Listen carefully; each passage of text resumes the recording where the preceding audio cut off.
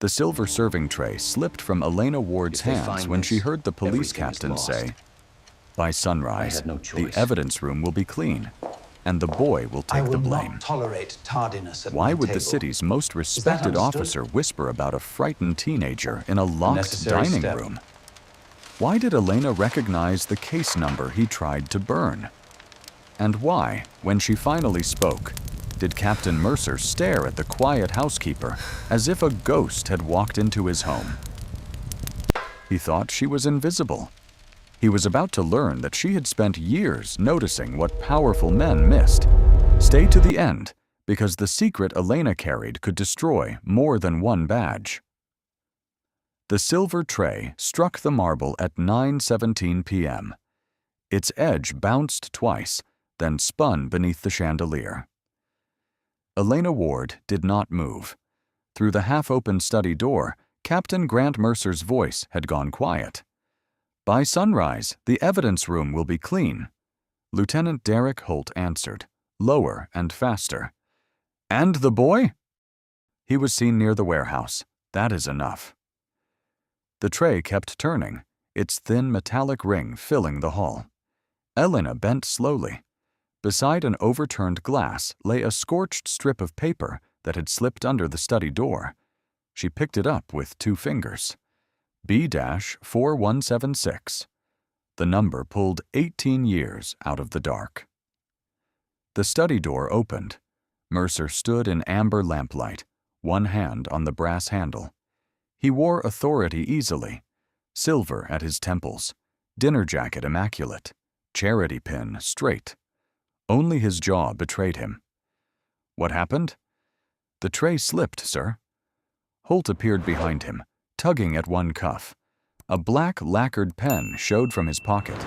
His eyes dropped to Elena's hand. "What's that?" "Something from the floor." "Let me see it." She held out the paper. Holt reached, but Mercer took it first. His thumb covered the case number. The chandelier hummed above them. "Trash," Mercer said, dropping it onto the tray. Elena crouched to gather the glasses. One stem had cracked, and cold liquid soaked through the knee of her gray uniform.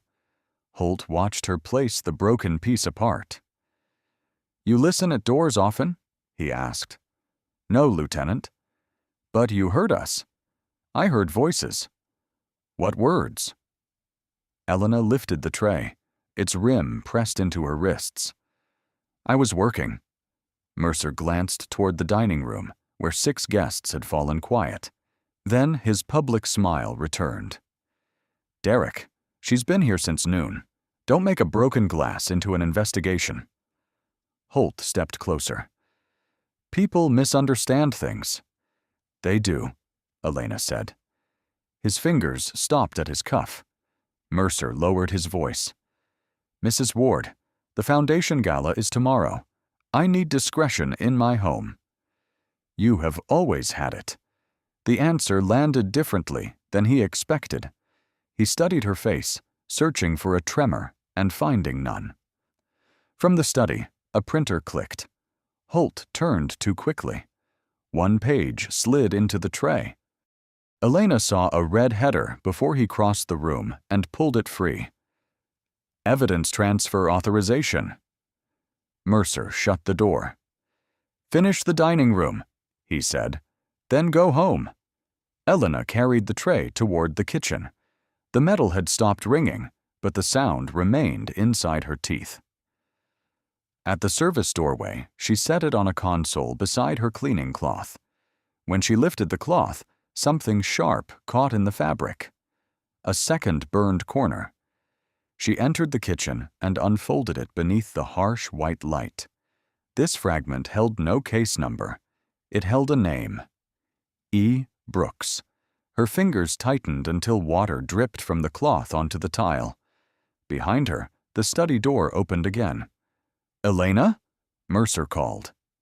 She slid the fragment beneath her cuff and looked at the dark window above the sink. In the reflection, Holt was already crossing the hall toward her. "Yes, Captain?" she answered. The old steadiness returned to her voice before he reached the kitchen.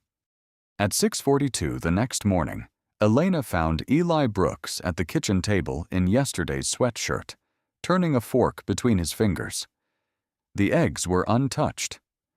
Rain tapped the window, and the radiator clicked without warming the room. "You're up early," she said. "So are you." Elena hung her damp coat on a chair.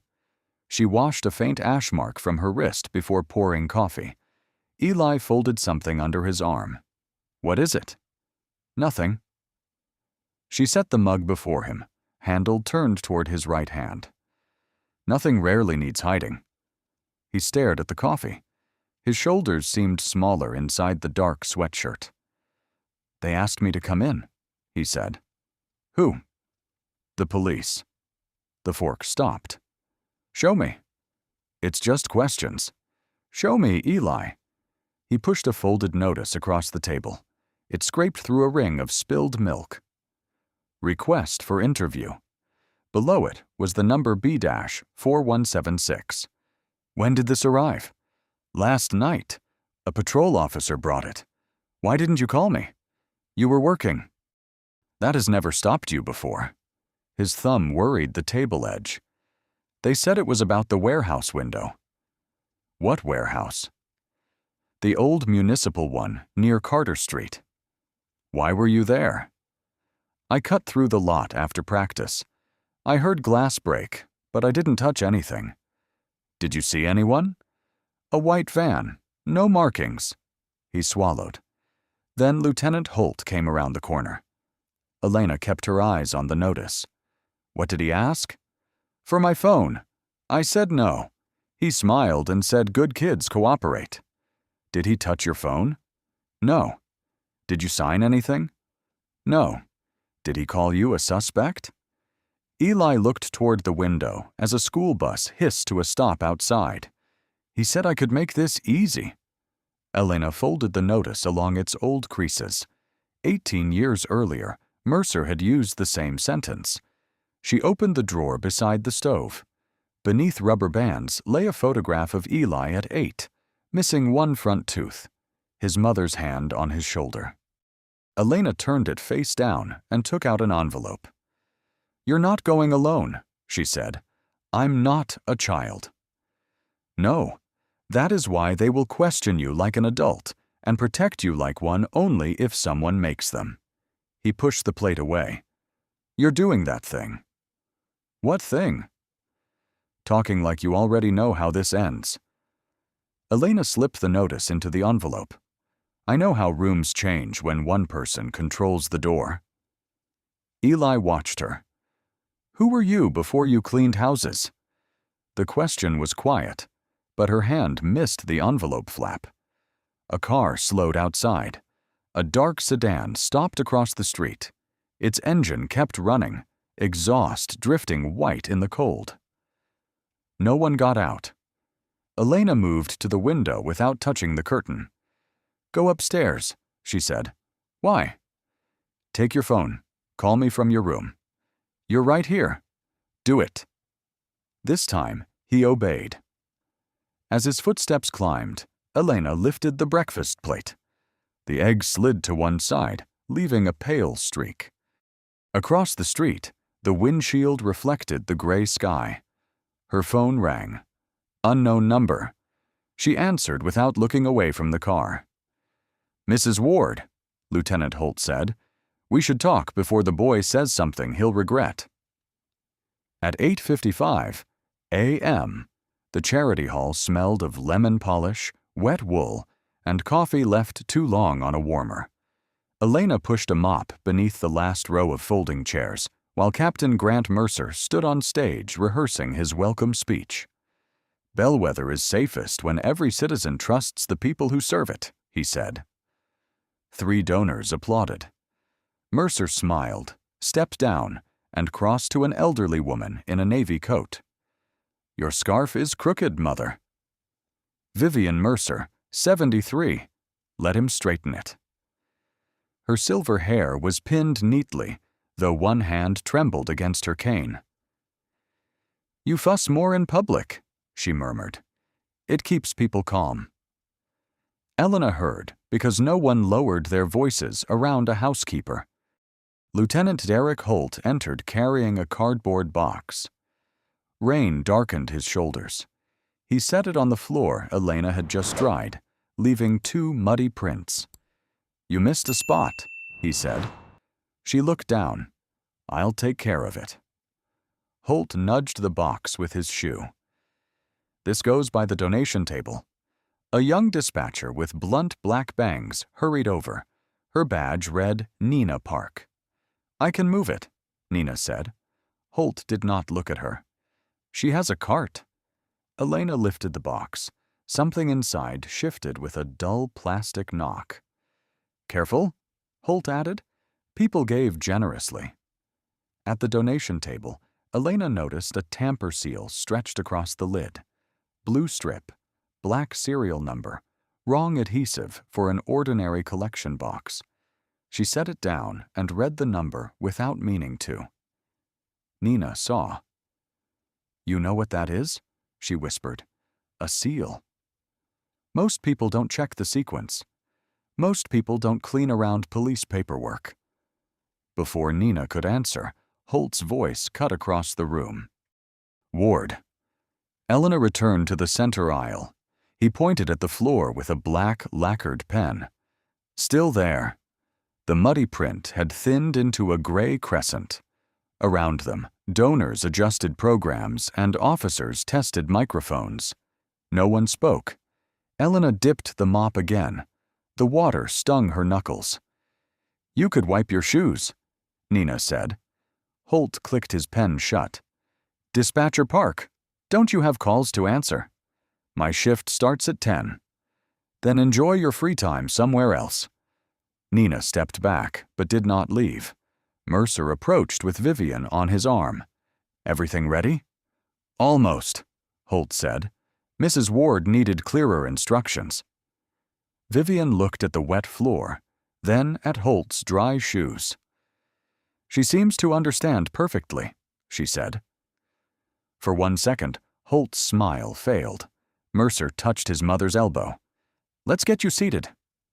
As they passed, Vivian's cane caught the edge of the donation box.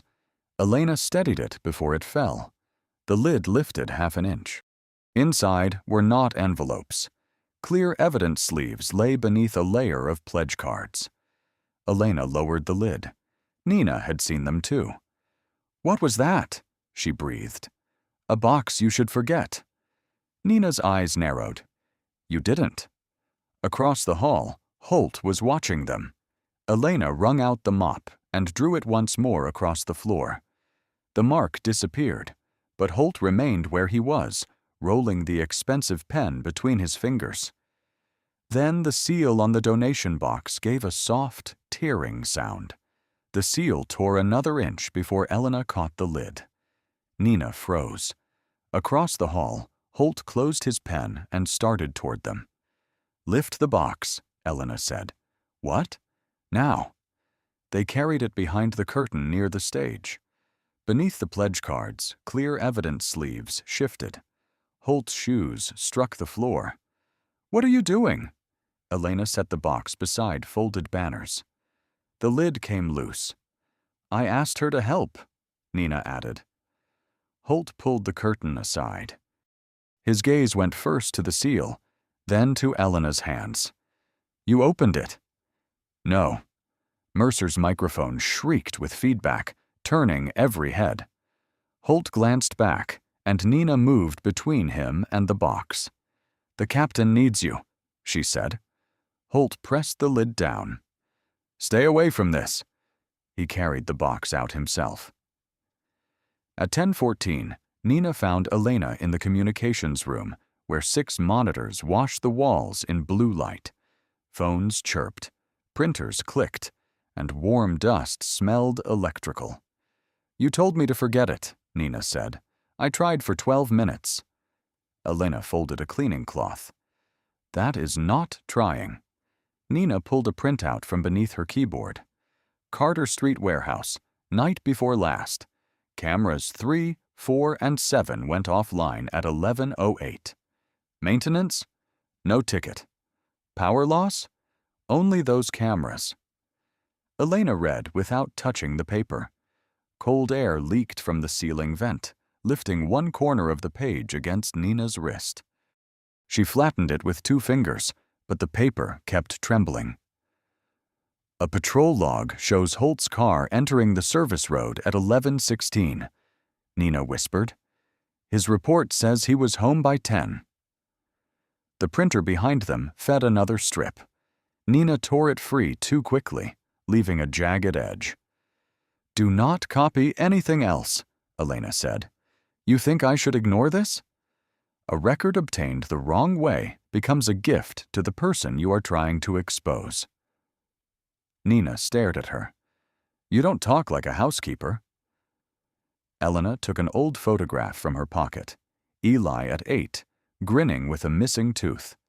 She turned it over and wrote 11:08, 11:16, and the printer code in small block letters. "What are you doing?" "Remembering." Footsteps sounded in the corridor. Nina folded the printout. "There's more. Dispatch received a call at 11:21 reporting a white van near the warehouse. The audio file is gone. Who deleted it? The access log says no one." The footsteps slowed outside. Elena put the photograph away. "Can the system erase a file by itself?" "No." "Can it erase the fact that a file existed?" Nina looked at the red activity light above the console. It blinked once, then went dark. The door opened. Mercer stood there, rain shining on his coat. "Nina," he said, "why is Mrs. Ward reading restricted records?" Nina gripped the printout. Elena watched Mercer's reflection in the nearest monitor. "I was cleaning." "Of course." He stepped inside and closed the door. The room seemed smaller. Mercer held out his hand. "Give me the paper." For a moment, only the phone lines whispered. Then the printer started again. A fresh call log slid out between them, and beneath the missing audio entry, one name appeared in the routing field: G. Mercer. Mercer's name sat beneath the missing audio entry. Nina did not move. Mercer held out his hand. "The paper." Elena folded the lower edge over the routing field. "The machine printed it while I was here. That makes me a witness, not a thief. You should be careful with words you don't understand. I understand records should remain where they were created." Nina swallowed. "Captain, why is your name on the route?" "Senior Command receives overnight reports." "The audio is gone." "Then report a fault." "It was marked reviewed." Elena placed the sheet on the desk. Mercer folded it and slid it inside his coat. "You both misunderstood what you saw," he said. "That ends here." At 11:03, Elena entered his office with a dust cloth. The room smelled of cedar and burned paper. Photographs lined the wall. Mercer shaking hands, cutting ribbons, standing with evidence officers from 18 years earlier. Elena stopped. Her younger face had been cut from the oldest picture. The white gap had rough edges where scissors had bitten through the print. She lifted the frame. On the back, beneath yellowing tape, someone had written, "Annual Chain Review, November 14th, 2007. Supervisor, E. Ward." The door clicked shut. "You work slowly today," Mercer said. "I was dusting the frame." "You were reading it." The writing was exposed. He took the photograph. His thumb covered her name. "Old departments keep old ghosts." "Only when someone leaves them on the wall." His eyes settled on her face. "You remind me of someone." "People say that when they cannot place a memory." Mercer set the frame down. A crack spread through the glass beside the missing face. "You have a boy at home." Her fingers tightened around the wastebasket handle. "He has nothing to do with my work." "That depends on whether your work remains cleaning." Mercer lowered his voice. "Curiosity can cost more than a job. Housing references, guardianship reviews, A teenager's future. Elena looked at the jagged white rectangle. Is that advice, Captain? It is kindness. Kindness usually leaves less damage. A drawer behind him stood open. Beneath a ledger lay blue evidence seals from the same new batch used on the donation box. Mercer followed her gaze and closed it. You're finished here. At the door, he said, if you remember something, remember who believed you last time. Elena faced the hallway. I remember exactly. Nina waited beside the supply cart, pale under the fluorescent light. She slipped a torn corner of paper beneath the towels. Holt requested interview room 3 for Eli Brooks, 2 p.m. Elena checked the wall clock. 1:37. She grabbed her damp coat and called Eli. 4 rings. Voicemail. She called again while the elevator indicator crawled from 6 to 5. At 3, a message appeared from Eli's number. They said you approved it. I'm already at the station. The doors opened onto an empty lobby. Cold air rushed in. Elena stepped inside, then looked back. Print nothing else, she said.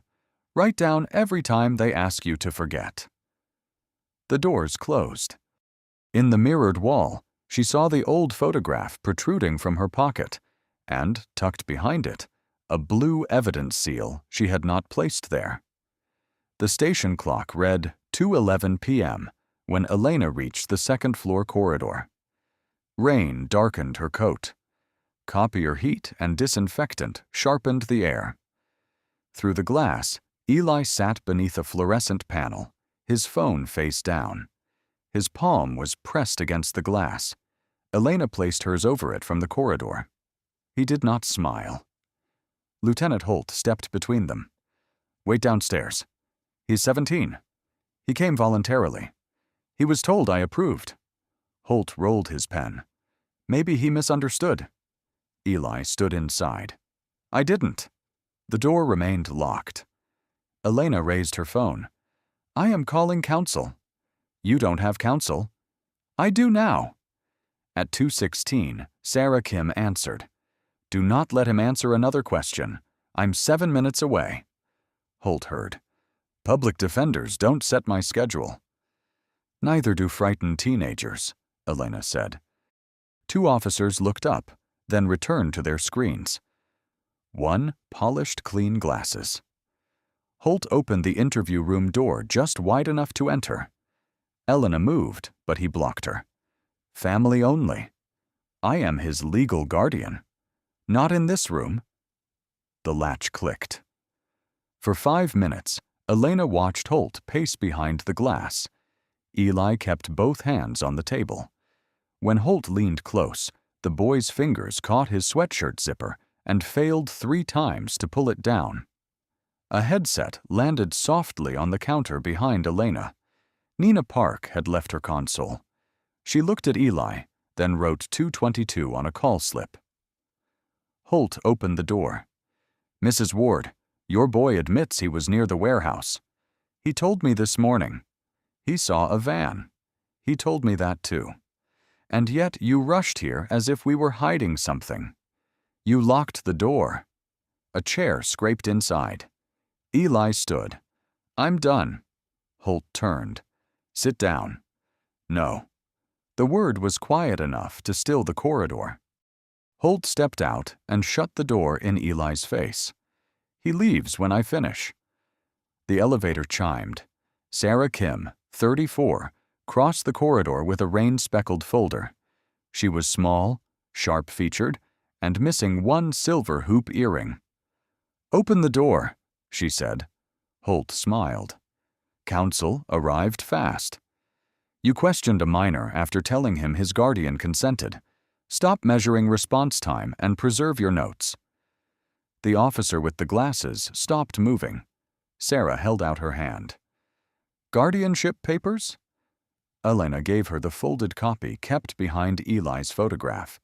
Sarah read it, then tapped the stamped corner. You verified this at intake. Your clerk initialed it. Holt's pen clicked once. He unlocked the room.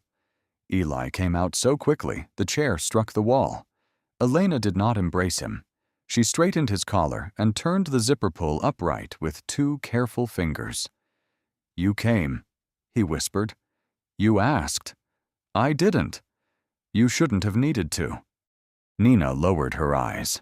Sarah guided them toward the elevator. Holt called after them.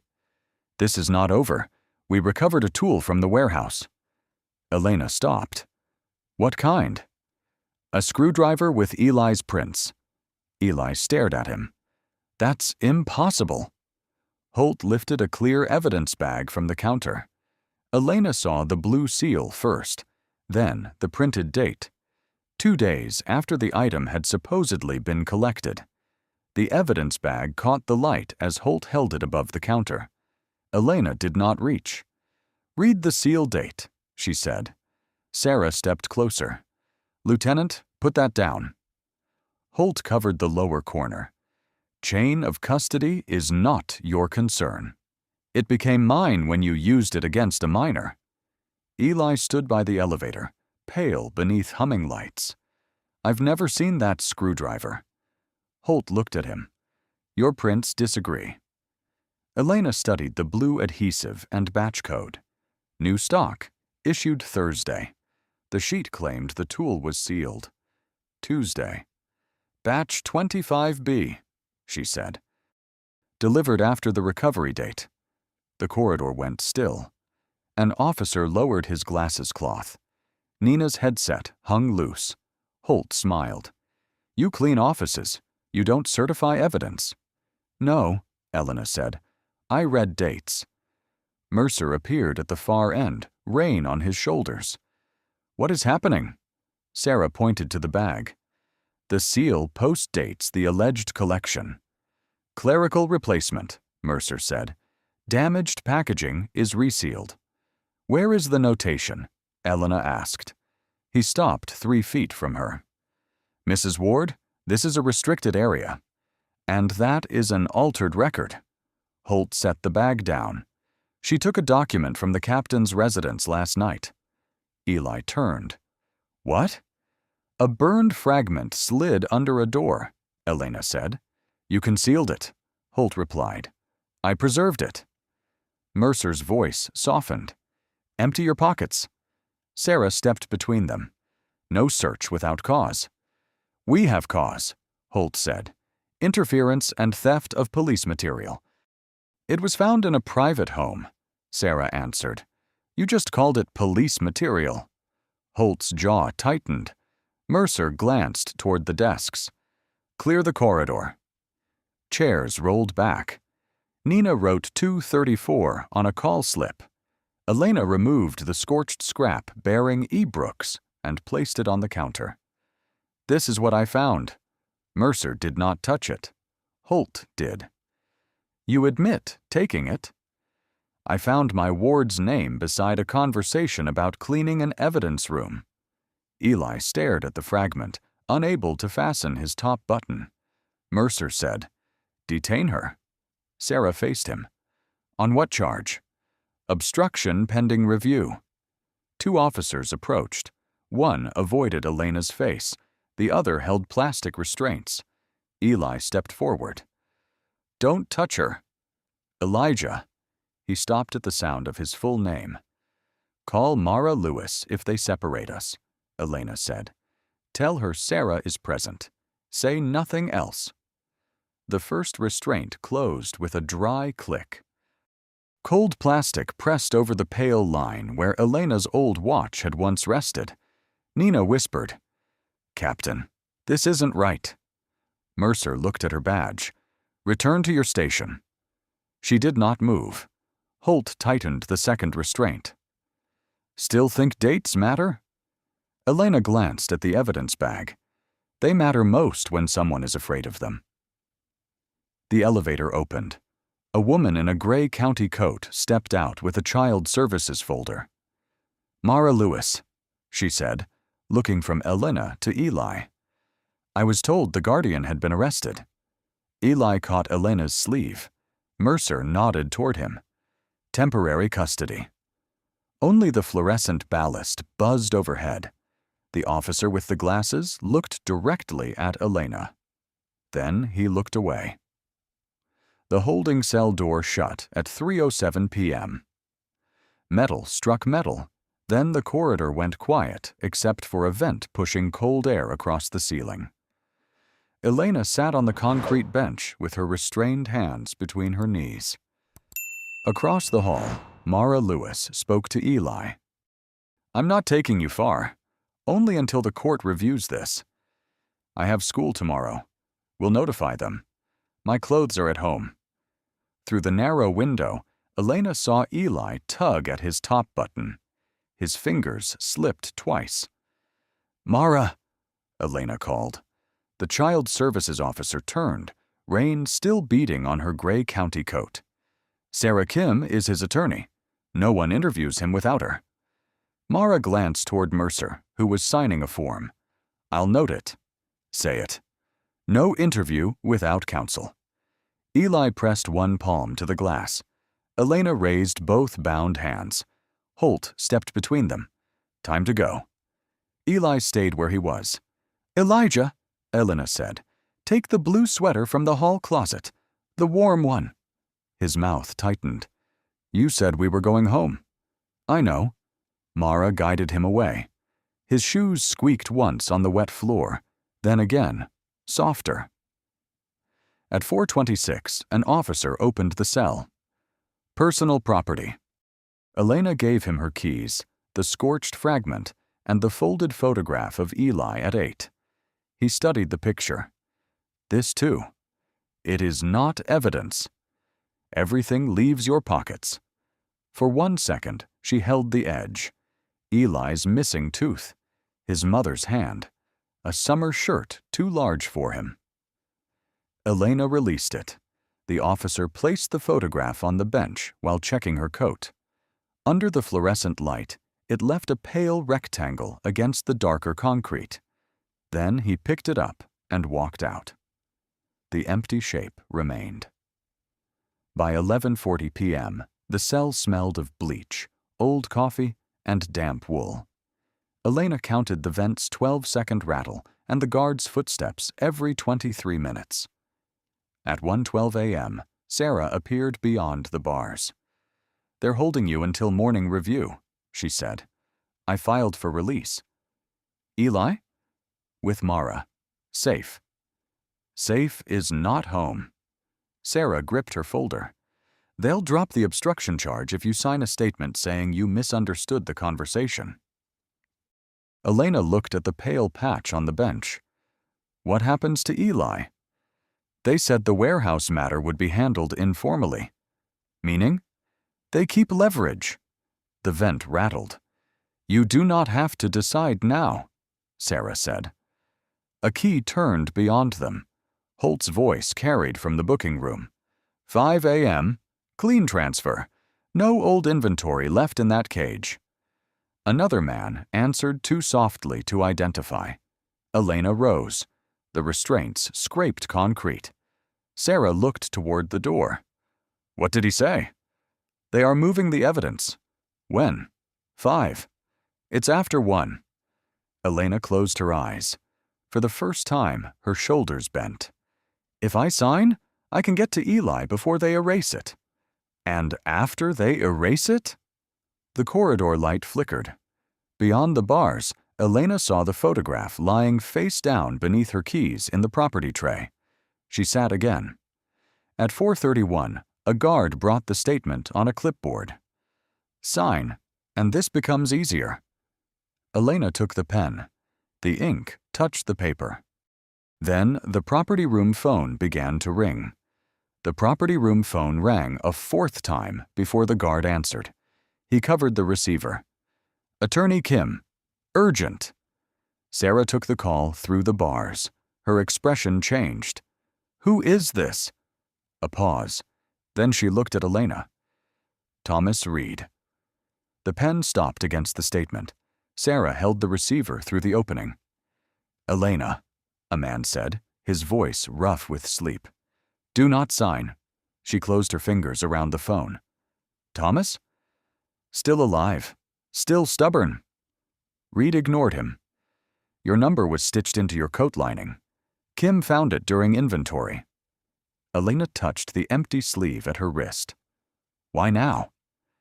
Because she said Mercer. Sarah moved closer. Who are you? Former investigator, Office of the Inspector General. 61, gray hair, bad knee, no patience for men who call destruction an inventory. 18 years ago, Elena Ward supervised evidence control for a state task force, Reed said. She found duplicate seals, altered intake times, and a transfer chain tied to then Sergeant Grant Mercer. The guard stared at her. Sarah said, "She told me she left. She vanished under a protected witness agreement after the inquiry collapsed. Officially, she resigned. Unofficially, we buried her identity." Elena looked at the unsigned statement. That agreement ended. The secrecy did. The preservation clause didn't. Meaning? If evidence connected to the old matter is threatened, Elena can trigger an emergency hold. Can you do it tonight? I already opened the archive. I need the current case number, Reed said. B-4176, Elena answered. Silence held the corridor. That number belongs to the old Mercer transfer sequence, Reed said. It was never supposed to be reused. Sarah asked, What happens now? I send a preservation demand to the city, county court, and independent evidence control. No one touches that room without creating a new offense. How fast? Fast enough if the fax works. The booking room door opened. Holt entered with 2 coffees and stopped at the sight of the phone. Who authorized that? Attorney privilege, the guard said. She isn't speaking to her attorney. Reed's voice sharpened through the receiver. Lieutenant Holt? Who is this? Someone who remembers your captain before he learned to smile for cameras. Holt set the coffees down too hard. One lid popped, spilling coffee. He reached toward the phone. Elena stepped back. Do not touch her, Sarah said. Holt glanced at the statement and Eli's face-down photograph. End the call.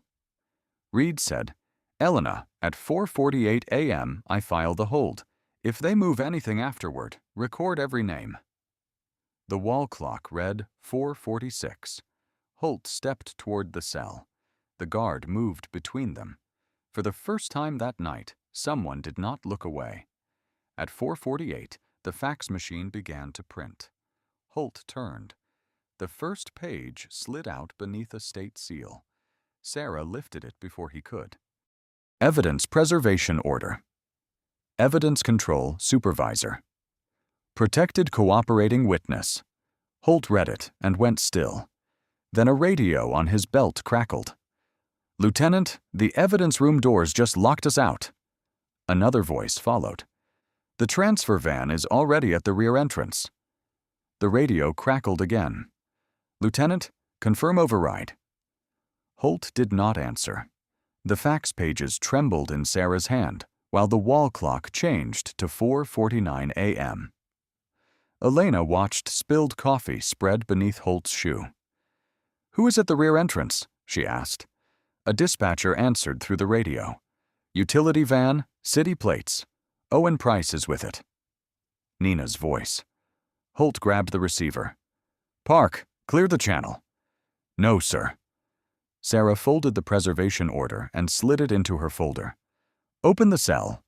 Holt gave a short laugh. She is still detained. On an accusation built around evidence now under independent hold. Mercer entered, coat unbuttoned, silver hair damp with rain. What happened? Holt handed him the radio. Mercer listened, then looked at Elena. Release her. The guard hesitated. That is an order. The cell opened at 4:53. Cold air struck Elena's face. She rubbed the red marks around her wrists but did not ask for her coat. By 4:57, they were crossing the rear lot. Rain had thinned to mist. Security lamps turned every puddle white.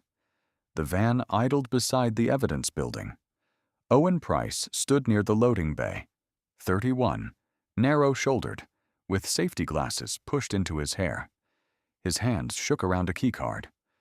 "I was told to move retired inventory," he said. "By whom?" Sarah asked. Owen looked at Holt. "He is confused," Holt said. "I have the work order." "Show it." Owen raised his phone, then pulled it back. "It came from your account." At 4:59, 2 dark sedans entered the lot. 4 independent inspectors emerged in plain coats. Thomas Reed came last, walking with a stiff right knee and carrying an archival file. "Elena Ward?" an inspector called. She raised her hand. Reed stopped before her. "You kept the same expression," he said. "You lost more hair." "That seems unfair." The loading bay clock flipped from 4:59 to 5 o'clock. A heavy lock engaged inside. Owen flinched. Mercer spread his hands. "This is routine inventory. No one is destroying anything." Reed opened the file. "Routine inventories do not require disabled cameras and a teenage scapegoat." Mercer's smile vanished. Nina hurried from the station entrance, headset still around her neck, carrying a backup log. "I found the original dispatch route," she said. "The deleted call went to Captain Mercer's private extension." Holt reached for the pages. Nina stepped behind Elena. One inspector approached the van. "Open it." Owen's fingers slipped on the key fob. He tried again. The rear doors unlocked with a soft chirp. Inside were 6 gray storage crates. Each bore a fresh blue seal. Elena climbed onto the wet bumper and read the nearest label. B-4176. "Photograph everything before removal," she said. The lead inspector stared at her. "You know chain procedure?" Reed answered, "Better than anyone here." Mercer's face went still. Owen whispered, "There is something else." He reached beneath the driver's seat and pulled out a small black drive. "Holt told me to overwrite the access times," he said. "I saved the original log." The lot seemed to stop moving. Then Mercer looked at Holt, not like a captain facing a subordinate, but like a man hearing the lock turn behind him. The hearing room doors closed at 9:06 a.m. Elena sat at the last table beneath a vent, blowing cold air across her hands. Across the aisle, Mercer adjusted his cuffs while Holt uncapped his black lacquered pen. Retired Judge Ruth Alvarez entered with a walnut cane. She read every page before looking up. "This is a preservation hearing," she said, "not a press conference." Mercer leaned toward the microphone. "Mrs. Ward entered my home under false pretenses, removed restricted material, and interfered with an investigation." Sarah Kim rose. "She was employed as a housekeeper." "Exactly. She had no authority to interpret police records." Elena watched his pen hover over the pad. Alvarez turned to her. "Did you take the burned paper?" "I preserved what contained my ward's name." "Did you know it involved evidence?" "I knew the case number." Mercer gave a small smile. "Remarkable expertise for someone who cleans private homes." "Explain the seal discrepancy," Alvarez said. Elena folded her hands. "The bag shown yesterday used batch 25B. That batch entered inventory November 20th. The collection label says November 18th. A lawful reseal requires the original package, a reason, 2 signatures, and matching timestamps." Holt's pen clicked. Mercer replied, "Anyone could learn that from a manual." "Page 42, Elena said. "Revised after the 2007 audit because adhesive failure was being used to hide substitutions." Alvarez looked toward Thomas Reed. "Mr. Reed?" He carried an archival file to the witness table. Elena Ward did not merely read that revision. She wrote it. Mercer's pen stopped. Reed opened the file. From 2003 to 2008, Ms. Ward supervised evidence control for the State Interagency Task Force. She certified storage sites, trained officers, and identified duplicate seals in an inquiry involving then-Sergeant Grant Mercer. Holt turned toward his captain. Mercer's pen touched the page and left one spreading drop of ink. "That inquiry cleared me," he said. "No," Reed answered. "It collapsed after a witness was threatened and records disappeared. Ms. Ward entered protected status." Alvarez faced Elena. "Why return under another occupation?" "I did not return to the department. I built a life." "Inside Captain Mercer's home?" "I needed work. He did not recognize me." A murmur moved through the benches. Mercer stared at her. The confidence had gone from his face. "You," he said. Elena met his eyes. He looked at the old file, then at her uniform. "All these months." "You spoke freely," she said. Holt whispered, "Captain, did you know?" Mercer did not answer. Alvarez struck the floor once with her cane. "The preservation order remains. Captain Mercer and Lieutenant Holt are suspended from evidence access pending formal review." An inspector placed Owen's black drive beside the archive. Elena noticed Holt watching it instead of Mercer. Then Nina Park entered through the rear door, carrying a sealed audio envelope. "Judge Alvarez," she said, breathless, "we recovered the missing warehouse call." Mercer's chair scraped backward. On the envelope, beneath the timestamp, was his private routing code. Nina placed the sealed audio envelope on the witness table at 9:19 a.m. Judge Alvarez asked, "Chain of custody?" "Recovered from the backup server," Nina said. "Independent technicians copied and sealed it." Holt leaned toward Mercer. "Contaminated." Reed connected Owen Price's black drive. "Then the original access log should prove that." The lights dimmed. A thin blue waveform appeared on the wall. At 11:21 p.m., a caller reported a white van behind the Carter Street warehouse. Wind covered his first words. Then he said, "Someone is moving crates through the side door." Nina's recorded voice asked for a plate number. Before he answered, another line joined. Grant Mercer's voice said, "Route this to my office. No patrol response." The recording ended. The projector fan hummed. Mercer reached for his water and missed the glass. "That could be edited." "The checksum matches," Reed said. "The routing command appears in 3 systems." Alvarez faced Owen. "What were you ordered to alter?" He rose, safety glasses clenched in one hand. "The door access times." Lieutenant Holt said the clock had drifted. "Had it?" "No." Holt's chair creaked. "He misunderstood maintenance instructions." Owen turned to him. "You stood over my desk until I changed 11:16 to 10:02. "Why obey?" Alvarez asked. His thumb rubbed a scratch in the glasses frame. "My daughter has a heart condition. He reminded me my insurance was tied to the job." "I saved the original log," Owen continued, "because my daughter once asked why adults keep copies. I told her copies protect people from mistakes." His voice caught on the last word. Reed displayed the log. Holt's car entered at 11:16. Mercer's credential opened the cage at 11:24. Crate B-4176 left at 11:31. 2 minutes later, the cameras went dark. Sarah placed the screwdriver bag beneath the screen. An examiner matched its seal to unopened packets from batch 25B. The batch had arrived 2 days after the alleged collection. 4 bags were laid in a straight line: the screwdriver, the burned fragment, the recovered audio, and Owen's drive. Eli sat behind Elena, staring at the tool. "Why me?" he asked. Alvarez allowed it. Holt answered first. "You were there." "That isn't an answer." Mercer looked at the bags.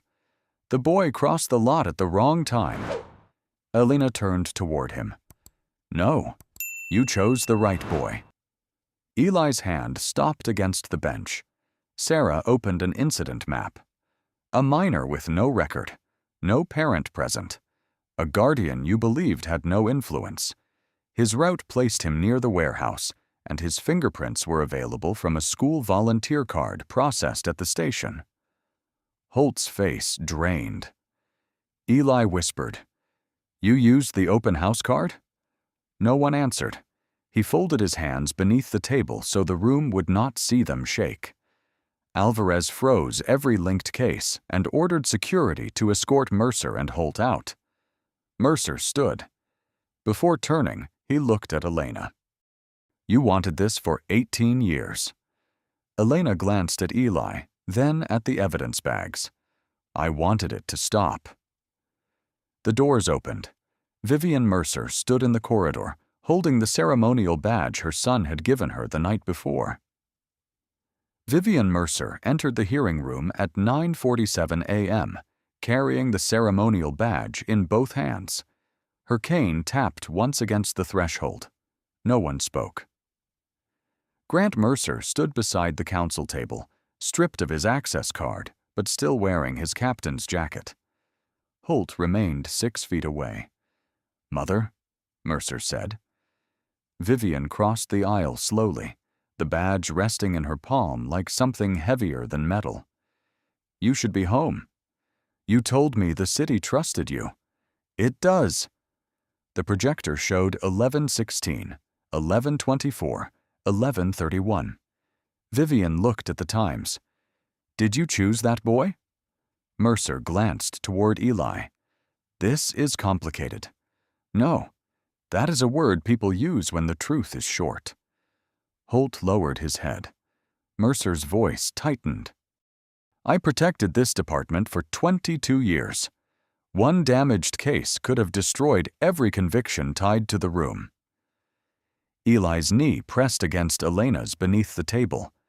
Alvarez said, "Are you admitting knowledge of the original substitution?" "In 2007, a package was mislabeled. I corrected the chain."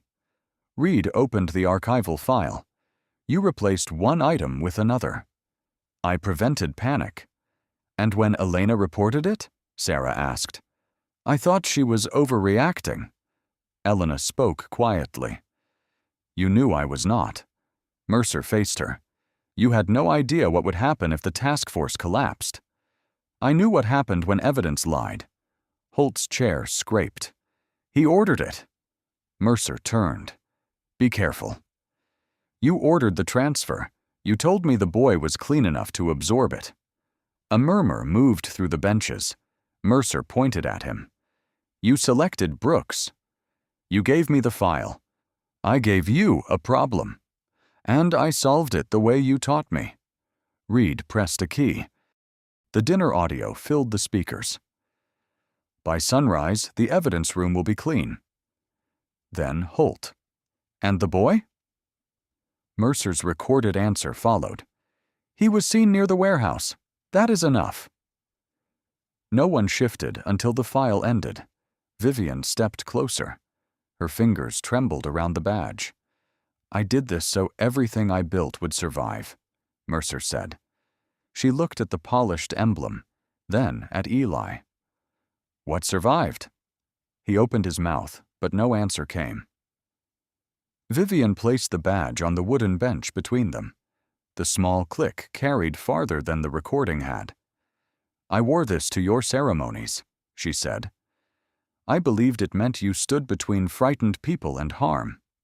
"Mother, do not ask me to carry it now." She turned away before he could touch her. Holt sank into his chair. His black pen rolled from the table and stopped beneath Elena's shoe. Alvarez referred both men for criminal review, obstruction, evidence tampering, and conspiracy. Holt began bargaining before the clerk finished reading. Mercer said nothing. Vivian paused beside Elena. "I am sorry," she whispered. Elena looked at the badge. "Be sorry where it costs you something." Vivian nodded once and left. Mercer watched the empty doorway, less afraid of the court now than of going home. Outside, reporters gathered behind the glass. Inside, Alvarez asked Elena what remedy she wanted. Elena rested one hand over Eli's shaking fingers. "Not a settlement," she said. "New rules." At 10:22 a.m., Judge Alvarez slid a remedy form across the table. "Name what you want, Ms. Ward." A city attorney leaned toward Sarah. "The city offers compensation and a confidential apology." Elena did not touch the offer. "Remove confidential? That complicates resolution. So did using a child to hide an evidence transfer." Councilman James Cole arrived before noon, smoothing a crease in his yellow tie. "We can authorize an outside audit," he said. "That should restore confidence." "For 1 quarter?" "For a reasonable period. Evidence does not become honest when the calendar changes." "What are you proposing?" Elena opened the draft policy. 4 lines near the bottom were blank. Independent inventory reviews. Council notification before any minor is questioned. Protected reporting outside command. No reseal without 2 signatures and the original package. "That creates cost," the attorney said. Owen Price sat in the second row, safety glasses folded in his lap. "So did making an employee choose between his daughter's insurance and the truth," Elena said. Nina placed a folder before Cole. 23 camera outages in 4 years. 9 have no maintenance ticket." Cole stopped touching his tie. At 1:40 p.m., officers, parents, and reporters filled the chamber. Rainwater shone beneath chairs. The vents coughed metallic air. A union representative rose. "You are writing policy around 2 men," Reed answered from the back wall. "We have frozen 31 cases." A woman covered her mouth. An officer stared at the floor. Cole called a recess. In the corridor, the city attorney offered Elena a larger settlement. "You could secure Eli's education, a house, stability." Through the glass doors, Eli read the proposed youth protection rule. Elena folded the check and returned it. Stability that depends on silence is rent, not security. At 3:05, the council reconvened. Cole placed the amended policy before her. "We accepted the audit and reporting provisions. The minor notification language remains under review." Elena read the page. 4 lines remained empty. She took a blue pen from Sarah's folder. "No informal questioning of anyone under 18 without a guardian or attorney present," she wrote. Cole watched. "You cannot amend legislation from the witness table." "Then copy it." The pen scratched loudly in the chamber. Elena added another line. "Any employee reporting evidence manipulation receives independent review before discipline or loss of benefits." Nina lowered her eyes. Owen's glasses stopped trembling. "What about the old cases?" Sarah asked. The attorney exhaled. "That could take years." "Then begin today." One by one, the council lights turned green. The final vote passed at 4:18 p.m. No one cheered. Eli set his cold cocoa beside Elena's papers, then placed his childhood photograph on the policy. "You kept this?" "Mara gave it back." On the back, beneath Elena's notes, he had written, "No locked room without someone outside who cares." Elena pressed the photograph flat. Across the chamber, clerks opened the first box of frozen cases. The label on top carried a date from 2007 and a name Elena had not seen since the night she disappeared. 3 months later, the kitchen light was on before dawn. Eli stood at the table in a white lab coat. He had buttoned it wrong.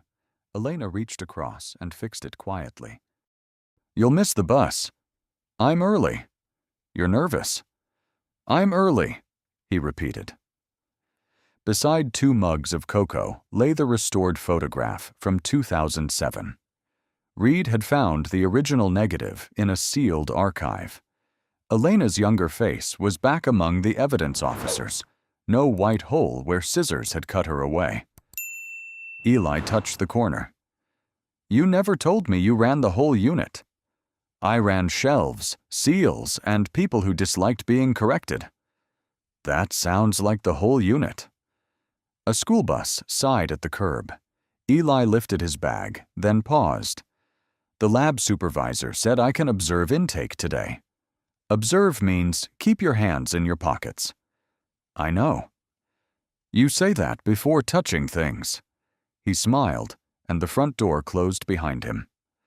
At 9:30, Nina Park entered the new independent review office. Her dispatcher badge had been replaced by an investigator's credential. 23 outages reviewed, she said. 7 referred for disciplinary action, none erased. Owen Price sat at the next desk. He still wore safety glasses in his hair. "My daughter says the insurance letter looks official enough to trust." Elena handed it back. "Read the exclusions." He laughed once. "You ruin every good moment." "I preserve them." The new evidence room had glass walls, dual entry logs, and cameras monitored outside police command. On the door, a printed rule read, "No minor interview without counsel or guardian confirmation." At noon, Judge Alvarez released the public report. 31 cases were reopened. 6 convictions had already been vacated pending review. Holt lost his position and agreed to cooperate in exchange for a reduced charge. Mercer was formally dismissed and awaiting trial for evidence tampering, obstruction, and conspiracy. Vivian Mercer's first letter arrived that afternoon. "I testified today. I did not ask them to spare him." Elena placed it in the drawer with the others. None asked for forgiveness. In February, the city offered Elena a permanent oversight post. She declined the title and accepted a rotating seat on the Civilian Review Board. "I already have work," she told Cole. He glanced at her housekeeping uniform. "You're keeping it?" "I choose the houses now." That evening, she returned from a client's home and found Eli asleep over his laboratory manual. Snow tapped the window. The cocoa beside him had gone cold. Elena set her cleaning bag down and unfolded the old photograph. For years, it had been proof that someone could be removed from a room even after doing everything right. Now it showed something else. The space had never truly belonged to the people who cut her out. Eli woke and rubbed his eyes. Was it worth it? She looked at the new badge clipped to his lab coat, then at the faint restraint mark that had finally faded from her wrist. "It should not have cost that much," she said. He waited. But yes. Outside, the streetlights came on one by one. Elena turned the photograph toward him, and this time, no face was missing. Have you ever seen someone dismissed because of their job, age, or quiet manner, only for the truth to reveal how much they understood?